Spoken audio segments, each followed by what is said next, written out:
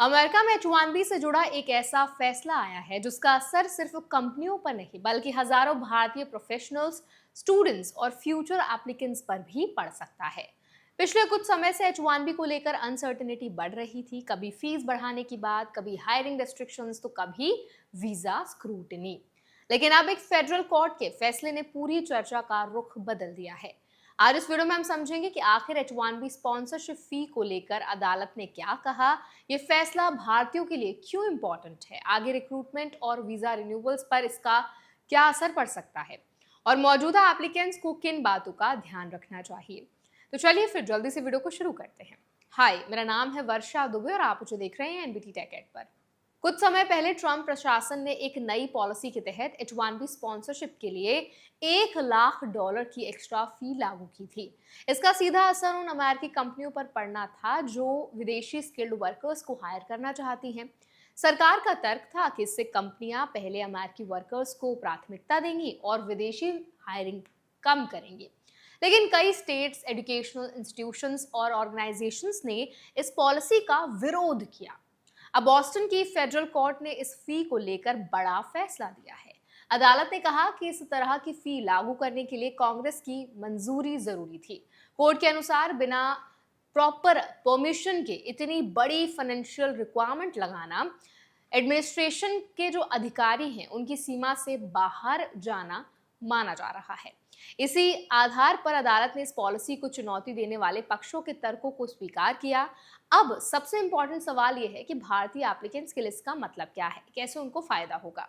तो देखिए, सबसे पहला असर तो हायरिंग कॉस्ट पर पड़ता है। जब किसी कंपनी को विदेशी वर्कर को स्पॉन्सर करने के लिए एक्स्ट्रा $1 लाख खर्च नहीं करने पड़ेंगे तो स्पॉन्सरशिप का फाइनेंशियल बर्डन काफी कम हो जाएगा। इसका फायदा उन प्रोफेशनल्स को भी मिल सकता है जो भारत से सीधे यूएस जॉब्स के लिए अप्लाई कर रहे हैं।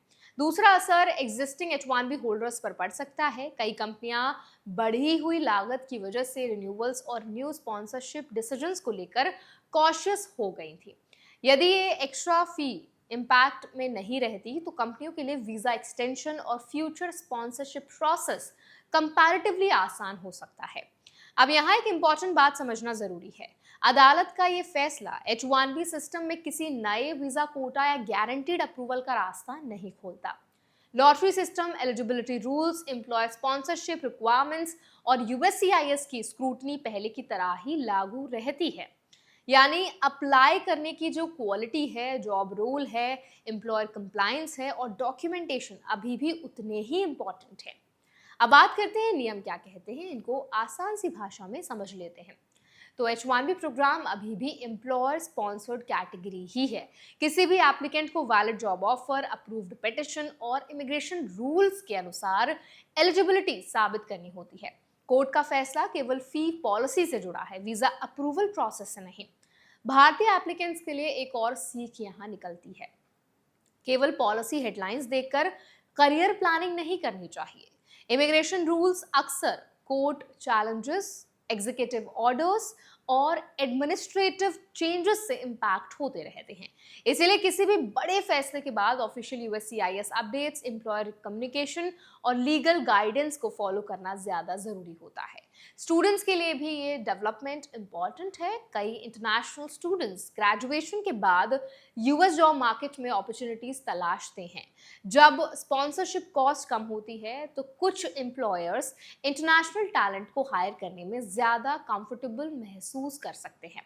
हालांकि इसका मतलब जो है वो ऑटोमेटिक हायरिंग तो बिल्कुल नहीं है, लेकिन एनवायरनमेंट कंपैरेटिवली बेहतर हो सकता है। अब आखिर में सबसे जरूरी बात, ये फैसला दिखाता है कि US इमिग्रेशन सिस्टम केवल एग्जीक्यूटिव डिसीजन से नहीं चलता, बल्कि कोर्ट्स भी उसमें बड़ी भूमिका निभाते हैं।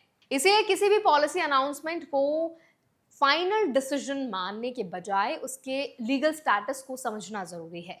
भारतीय प्रोफेशनल्स और स्टूडेंट्स के लिए फिलहाल सबसे समझदारी वाला कदम यही है कि वो अपने डॉक्यूमेंट्स मजबूत रखें, एम्प्लॉयर कंप्लायंस पर ध्यान दें और वेरीफाइड इंफॉर्मेशन के आधार पर ही करियर डिसीजंस लें, क्योंकि इमिग्रेशन जर्नी में सही जानकारी अक्सर किसी भी वीजा कैटेगरी से ज्यादा वैल्यूएबल साबित होती है।